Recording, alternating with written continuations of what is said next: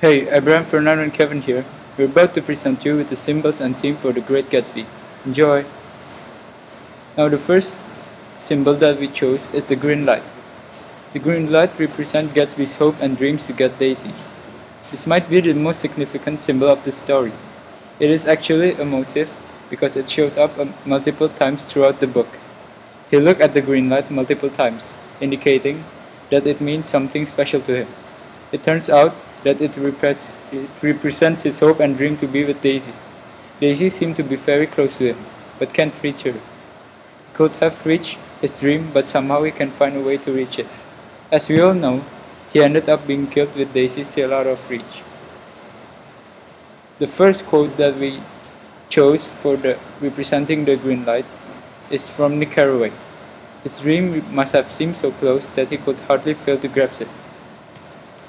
In this picture, we can look at the green light from his perspective. It looks as if he believes in the green light and he tries to grasp it with his hands. The green light also represents the impossible American dream. The green light is like the society's desire and the seemingly impossibility of achieving the materialistic American dream. In Gatsby's case, getting Daisy would complete his American dream. Mean it, far away and appears impossible. It is the word used by Nick to describe the green light. This quote concludes the novel. Fitzgerald is trying to send the readers a very important message regarding our lives. The past is something that a few people can move on from. In this case, Gatsby can move on from the fact that Daisy is a married woman and he can't be with her as if he was still in the past. In the past days, where he enjoyed the time of his life being with Daisy. The past haunts everyone. The past prevents us from reaching our goal. It is our initiative to move on from the past, run faster and beat on. And our goals. So the next symbol that we chose is T.J. Eckelberg's eyes. It means that someone's always watching. The first one, the eyes has a frowning look down the Valley of Ashes, as if to say that the American dream is a big lie. The American dream is all about materialistic prosperity, which we can clearly see in the East and West End. However, there is a place of misery in between, which is the Valley of Ashes. The Valley of Ashes is like the opposite of the American dream. It looks as if America is having a great time, but there are places such as the Valley of Ashes where we can see nothing in relation to the American dream around it. At the same time, the Valley of Ashes represent the American society as a moral wasteland. This is the billboard of T.J. Eckelberg's eyes that was featured on the movie. The billboard itself looks spoiled, while the surroundings don't look any better, filled with dust, ashes, and misery. This is a quote from the book by Nick Carraway.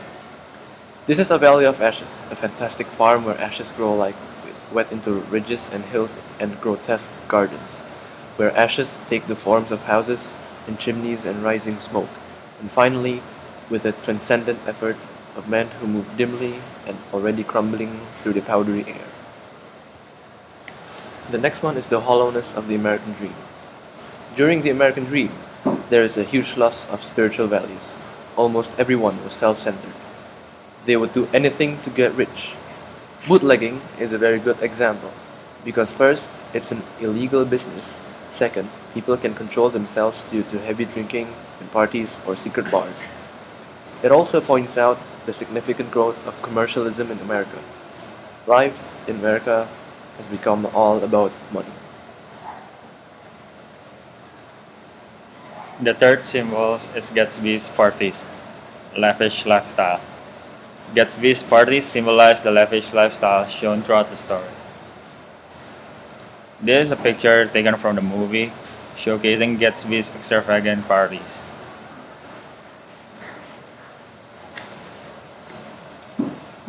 People only wanted to have fun and only care about themselves. They go to parties and drink all night. They didn't care about moral values at all. It doesn't matter what they do, as long as it brings them satisfaction. Circulating rumors about Gatsby showed just how people only cared about themselves. I was one of the few guests who had actually been invited. People were not invited. They went there, Nick Carraway. They went to Gatsby's parties without knowing who Gatsby actually is. In the story, there are lots of fake people such as Jordan and even Gatsby. We can see that he trusts everything to get Daisy, including lying to Nick about his life. The saddest part is how true this is. During Gatsby's funeral, less than a handful of people attended it. Only Nick truly cared about Gatsby's funeral. This emphasizes the hollowness of the American dream. Gatsby's extravagant parties reflect his desire to make up for his inferiority complex. He wants to compensate for a past that he suffered. He isn't the same person he was years ago. He wasn't this rich, and Gatsby wasn't even his name. He tries to change himself or create a new identity to show what he is capable of with his party. He wants to show this to everyone, especially to Daisy, the only woman that he wants.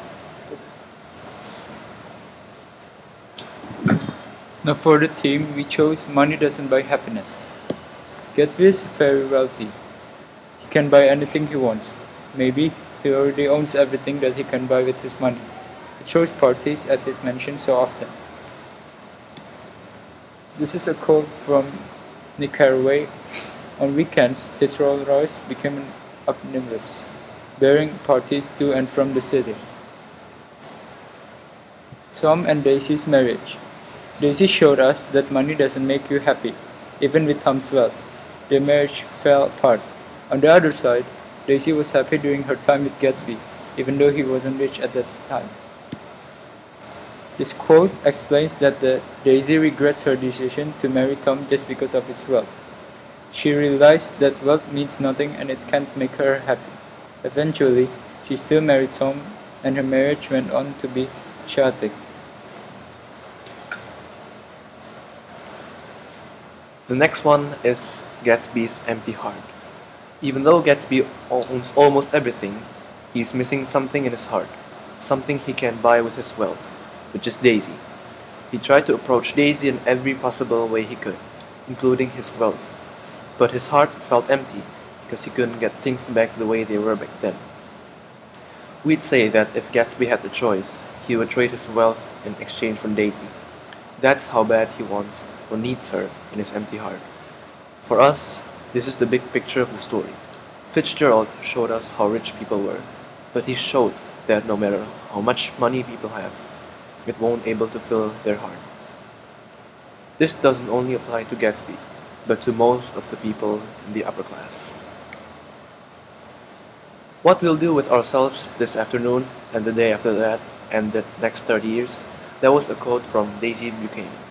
This quote explains that with all the money and things they own, they still strive to find happiness, or at least find something that won't bore them. It really shows the emptiness in their lives.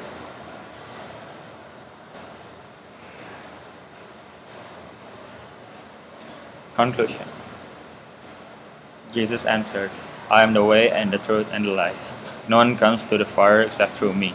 John 14, verse 6. In the end, we come back to God. He's the only way we can fill our empty hearts. We need to submit both our life and future to Him. This should be our goal, because with God in our heart, we'll never be empty. No matter what happens, we'll be safe because He guards us and He'll never let us walk alone.